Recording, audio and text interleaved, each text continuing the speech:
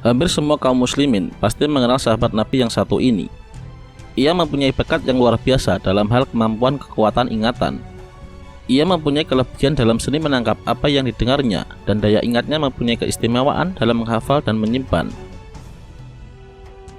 Hampir tak pernah ia melupakan satu kata atau bahkan satu huruf pun dari semua yang pernah didengarnya, terutama apa yang didengarnya dari Rasulullah SAW.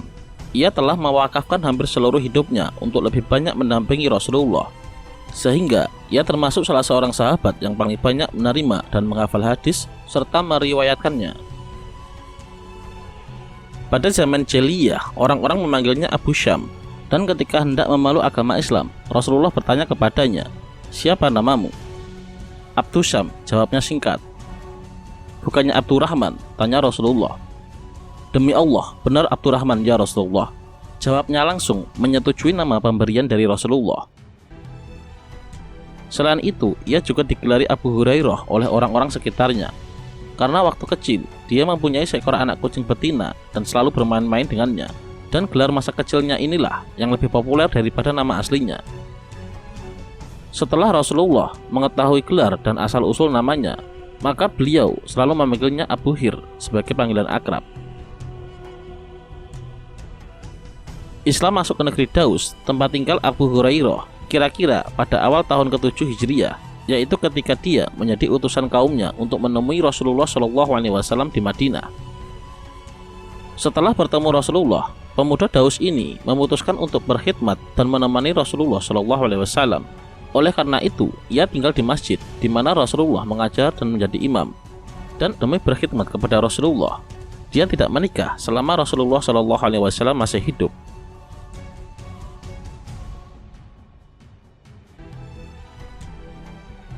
Abu Hurairah mempunyai seorang ibu yang sudah lanjut usia, namun masih tetap dalam keadaan musyrik.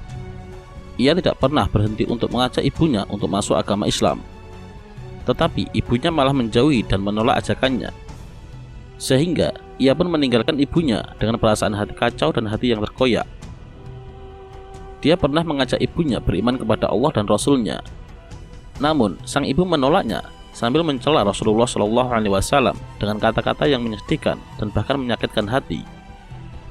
Ia pun pergi menemui Rasulullah SAW.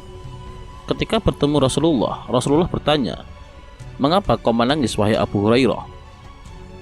Abu Hurairah menjawab, "Aku tidak bosan-bosannya mengajak ibuku masuk Islam, tetapi ia selalu menolak.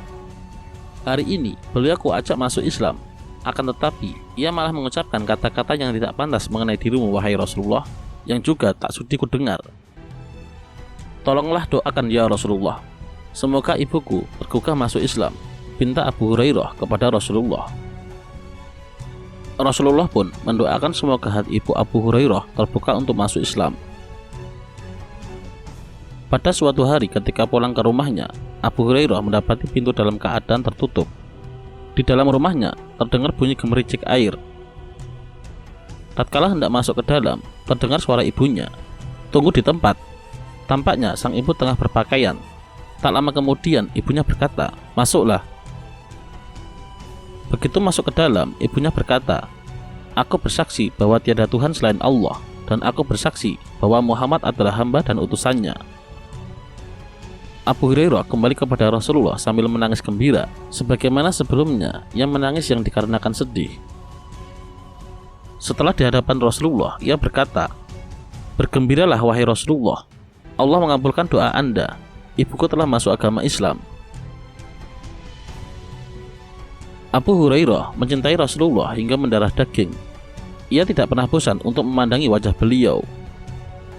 "Bagiku, tidak ada yang lebih indah dan cemerlang selain wajah Rasulullah SAW. Dalam penglihatanku, seolah-olah matahari sedang memancar di wajah beliau," ujarnya.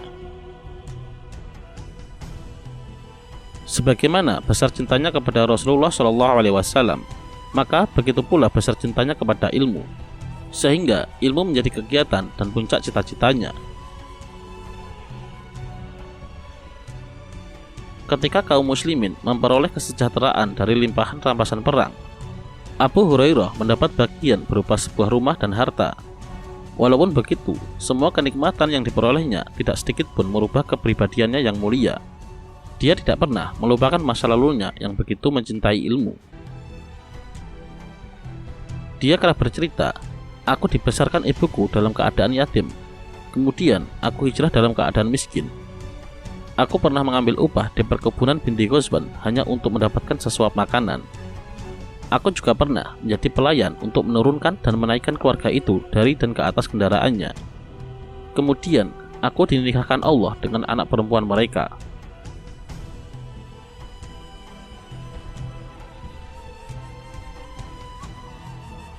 Abu Hurairah pernah menjadi wali kota Madinah lebih dari 1 kali pada masa kekhalifahan Muawiyah bin Abu Sufyan. Dalam pribadi Abu Hurairah terkumpul kekayaan akan ilmu, ketakwaan, dan kewaraan. Siang hari dia berpuasa, malam dia beribadah. Kemudian dibangunkan istrinya beribadah sepertiga malam. Setelah itu membangunkan anak perempuannya, maka anaknya juga beribadah sepertiga malam terakhir.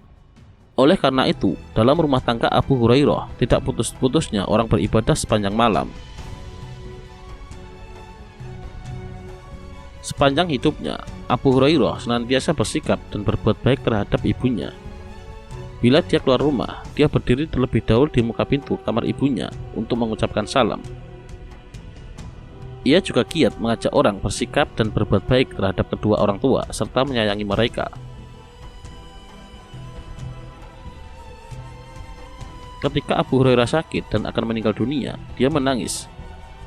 Orang-orang bertanya kepadanya, "Mengapa Anda menangis, wahai Abu Hurairah?"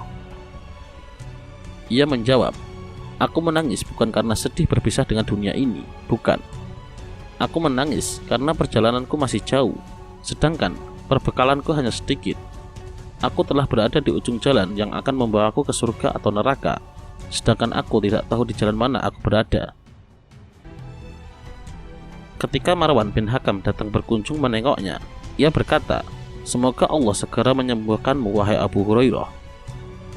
Mendengar doa Marwan tersebut, Abu Hurairah justru berdoa sebaliknya, "Ya Allah, aku sudah rindu bertemu denganmu. Semoga engkau juga begitu terhadapku. Segerakanlah bagiku pertemuan itu." Tidak lama setelah Marwan tiba di rumahnya, Abu Hurairah meninggal dunia dengan tenang. Ia telah menghafal tidak kurang dari 1609 hadis Rasulullah SAW yang sangat berjasa untuk kaum muslimin hingga sekarang. Semoga Allah melimpahkan rahmatnya kepada Abu Hurairah radhiyallahu an.